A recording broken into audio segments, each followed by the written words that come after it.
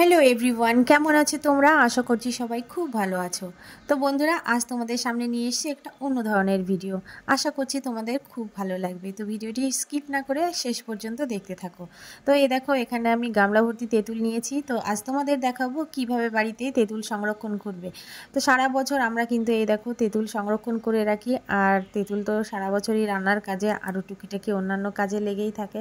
তো এই দেখো, আমি প্রথমেই তেঁতুলগুলোকে খোসা ছাড়িয়ে নিয়েছি। তারপর এই দেখো তেঁতুলের বীজগুলো কিন্তু বার করে নিয়েছি। তো তেঁতুলের বীজ বার করার জন্য অবশ্যই বটিতে একটু তেল মাখিয়ে নিও, না হলে কিন্তু বীজ বার করা যায় না, মানে হাত থেকে ফসকে যায়।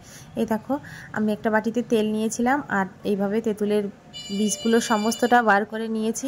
তারপর তেঁতুলগুলোকে ভালো করে রোদ দিয়েছি, একটুও যেন ভেজা ভাব না থাকে। আর তারপর দেখো, একটা মাটির ভাঁড় নিয়েছি। তো এই মাটির ভাঁড়ের মধ্যে আমি এই সমস্ত তেঁতুলগুলো সংরক্ষণ করব।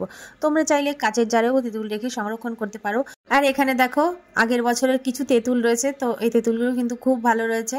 আসলে বীজটার মধ্যেই মেনলি পোকা লাগে, তো বীজগুলো বার করে দিলে তেঁতুলে আর পোকা লাগে না।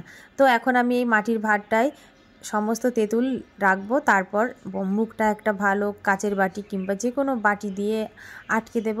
তারপর একটা ক্যারি প্যাকেট দিয়ে বেঁধে সারা বছর এইভাবে সংরক্ষণ করব। তো তোমাদের কেমন লাগলো ভিডিওটা অবশ্যই জানিও। আর তোমরা কিভাবে বাড়িতে তেঁতুল সংরক্ষণ করো অবশ্যই জানিও। ভিডিওটি ভালো লাগলে লাইক কমেন্ট শেয়ার করে দিও। সবাই ভালো থেকো, সুস্থ থেকো, টাটা।